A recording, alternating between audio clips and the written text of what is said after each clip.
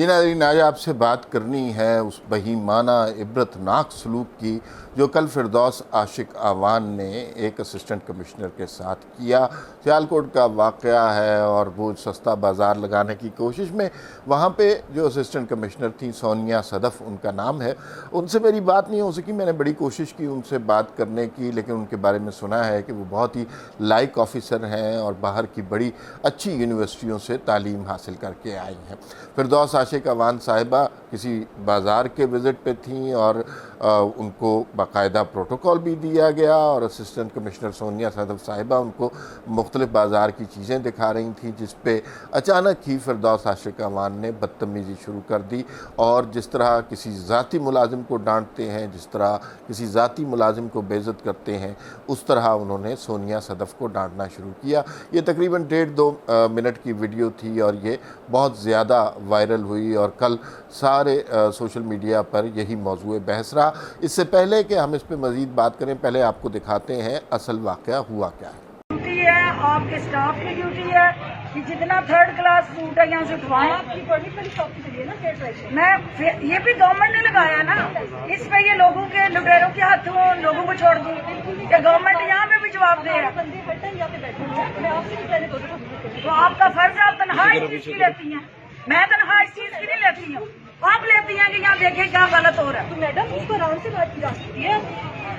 उस वक्त से कभी आपको कहाँ से हम बरामद कर रहे हैं? आप विजिट पे आई हैं, आप तो राशि सबके लिए है, आपके लिए आप कोई आसमान से उतरी हुई है? बिल्कुल आसमान से नहीं उतरी हुई, बाकियों के लिए राशि नहीं है, आपको ज्यादा जान अजीज है, सबकी जान है ऐसी। आपकी हरकतें ही नहीं है ऐसी वाली। जिस वकालत ने आपको लगाया उससे पूछते हैं ये तरीका क्या नहीं है तुम्हारा? तुम वीआईपी ड्राइंग रूम में बैठो जाके, ये कौन सा तरीका तुम्हारा? ये वाक़या आपने देखा। अब देखिए कि सोनिया सदफ़ साहिबा इस मौजू पर किस तरह अपना एहतजाज रिकॉर्ड करा रही हैं। वो कह रही हैं कि अगर कोई फल ख़राब हो गया तो ये पेरिशेबल आइटम है, ये कोई साजिश नहीं है, किसी को इस तरह सरकारी अफसरान से बदतमीज़ी का हक़ नहीं है। देखिए सोनिया सदफ़ क्या कहती हैं। दिन रात हम और सुबह शाम हम यहाँ पर होते हैं, ये कोई तरीका नहीं है, हम आराम से भी बात कर सकते हैं। और गर्मी का मौसम है, कोई फ्रूट अगर खराब हो भी गया है तो ह्यूमन एरर का भी कुछ चांस होता है। वो बेसिकली बस ठीक है, कोई बात नहीं, मैडम को विजिट कंप्लीट करने दें फिर हम निकलते हैं। आपने अब दोनों वीडियोस देख ली हैं और आपको अंदाज़ा हो गया होगा कि जिस कदर बदतमीज़ी फिरदौस आशिक अवान साहिबा ने की है, इसका कोई सरकारी अफसर तसव्वुर भी नहीं कर सकता। और ये नहीं है कि ये किसी ऑफिस में वाक़या हुआ है, ये वाक़या भरे बाज़ार में, भरे मजमे में हुआ है और ये गलती से भी नहीं हुआ, ये इंटेंशनल किया गया है। और इस पे कल बड़ा एहतजाज हुआ। जो चीफ़ सेक्रेटरी हैं जवाद रफ़ीक मलिक, उन्होंने इसकी मजम्मत की और उन्होंने भी यही कहा कि सरकारी अफसरान के साथ इस तरह का बर्ताव मुनासिब नहीं है और चीफ़ मिनिस्टर से भी बात करने की उन्होंने कोशिश की। और ये वाक़या हुआ किस तरफ से है? और एक ऐसी खातून की तरफ से जो कभी फेडरल में वज़ीर हुआ करती थी, लेकिन उन्हें करप्शन की बुनियाद पर निकाल दिया गया था। और करप्शन की वजह वही जो इत्तलात के महकमे में होता है कि पीआईडी के साथ कुछ इश्तिहारों का सिलसिला होता है, कुछ मनपसंद कंपनियों को इश्तिहार दिए जाते हैं, फिर उसमें से कमीशन वसूल किया जाता है। फिर इनकी बसों की भी एक कहानी चल रही है, उसके बारे में भी इंक्वायरियाँ हो रही हैं।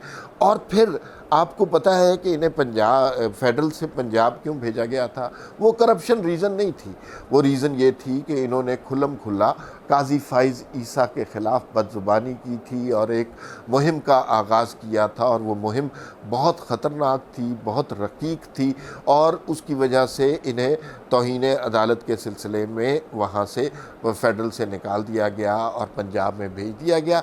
लेकिन इनका काम, मनसब और मकसद वही रहा। इनका मकसद वही है कि लोगों पे इल्ज़ाम लगाना, लोगों से बदतमीज़ी करना, लोगों को गालियाँ देना, गालिम गलोच करना, इसी काम के लिए इन्हें रखा हुआ है और इस काम में ये बहुत ताक है। हमने मुख्तलिफ़ टॉक शोज़ में भी इस खातून की परफॉर्मेंस देखी है।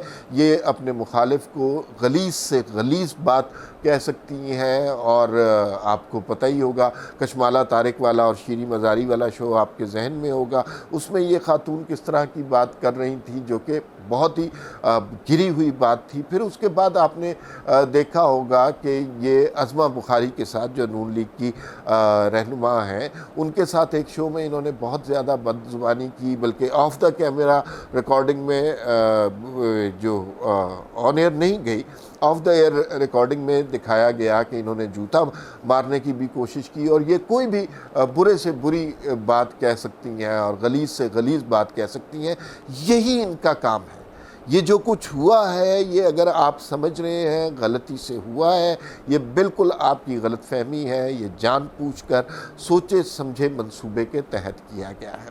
क्या ये सवाल ये है, क्या ये वाक़या सिर्फ सियालकोट तक, फिरदौस आशिक आवान तक महदूद है या फिर इसके असरात, इसके मुज़मरात इससे ज़्यादा हैं? एक बाकायदा मुहिम के तहत क्या ब्यूरोक्रेसी की तज़लील की जा रही है? एक बाकायदा मुहिम के तहत क्या सरकारी अफसरान की ज़िंदगी तंग की जा रही है, उन्हें तज़लील का शिकार किया जा रहा है? तो ये लगता है कि इसी तरह का वाक़या है। बाकायदा एक ब्यूरोक्रेसी के ख़िलाफ़ मुहिम चल रही है और उसमें आइडिया यही है कि लोगों को जलील किया जाए, लोगों को रुसवा किया जाए। वो लोग जो कि बड़े लायक लोग हैं, बड़ी अच्छी यूनिवर्सिटी से पढ़े हुए हैं, जिन्होंने मुकाबले का इम्तहान सा पास किया हुआ है, और ये लोग जिन्हें उर्दू भी तमीज़ से बोलनी नहीं आती, ये उनके साथ इस तरह का सलूक जानबूझ कर करेंगे। मैं आपको 2-3 वाक़यात बता देता हूँ जो माजी में इस तरह के हुए हैं।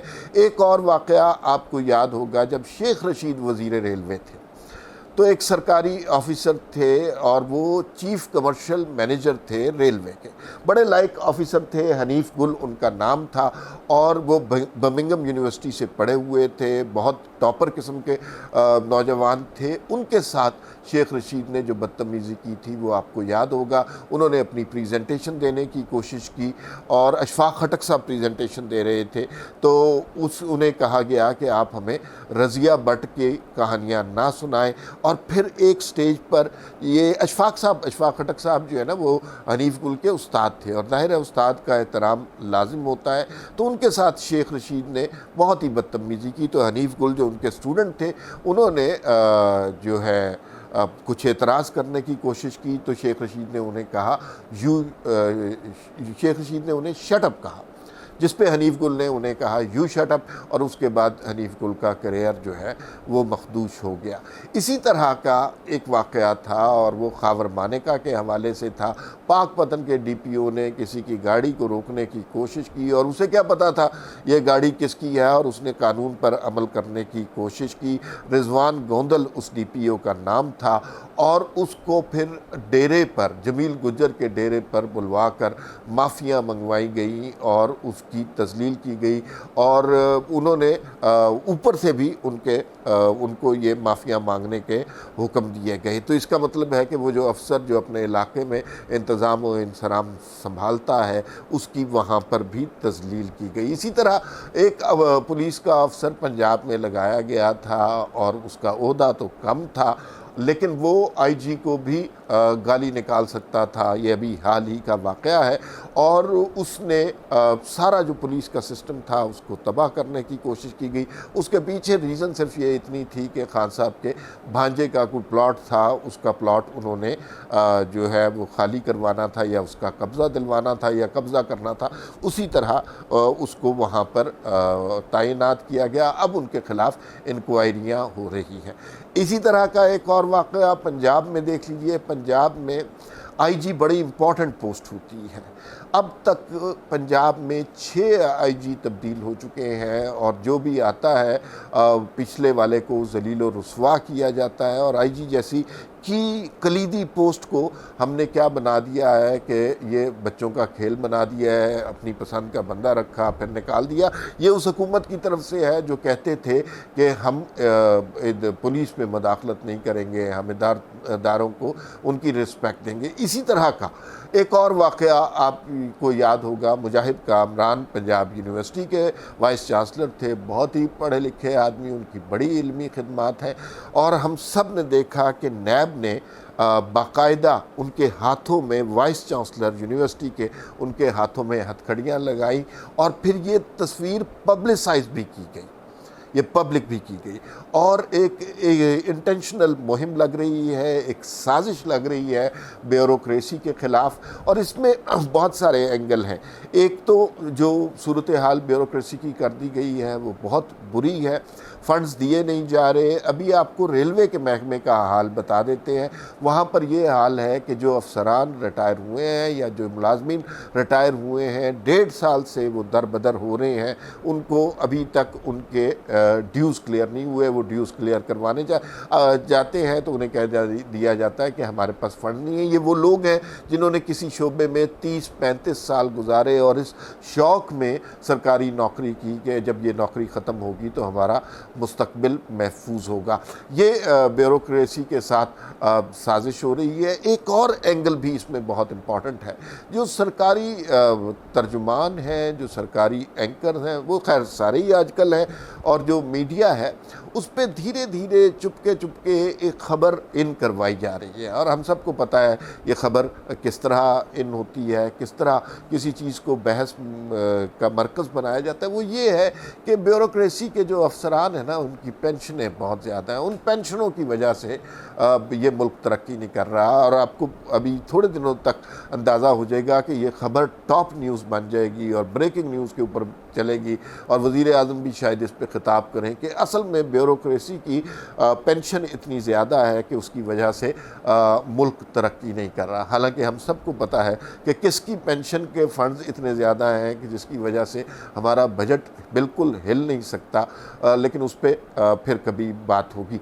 तो कंक्लूजन इस सारी गुफ्तगू का ये हुआ, इन सारे वाक़यात का ये हुआ कि हुकूमत, पीटीआई की हुकूमत बदतमीज़ लोगों के ज़रिए जानबूझकर ब्यूरोक्रेसी को तबाह करने की कोशिश कर रही है, क्योंकि ये आई ही इस मकसद के लिए है कि इस सारे सिस्टम को तबाह कर दिया जाए। और ब्यूरोक्रेसी इनकी राह में कहीं कहीं रुकावट बनती है, हर जगह नहीं रुकावट बनती, कहीं कहीं रुकावट बनती है। वो दुरुस्त काम करने की कोशिश करते हैं। अगर कोई इस सारे सिस्टम में जो कि करप्शन पर मबनी है, जो कि धौंस धांधली, बदनवानी, बदतमीज़ी, गालिन गलोच पर मबनी है, उसमें कोई सही काम करने की कोशिश करे, कोई हुकूमत को सही रास्ता दिखाने की कोशिश करे, तो इस हुकूमत का इरादा ये है कि ये उसको निशाने इबरत बना देंगे। ब्यूरोक्रेसी में जो हमारे दोस्त हैं बड़े सख्त डिसअपॉइंटेड हैं, मायूस हैं। उनमें से अगर आप भी पता करें, बहुत सारे लोग ऐसे हैं जो मुल्क छोड़कर किसी डिग्री पर, किसी कोर्स पर जाना चाहते हैं।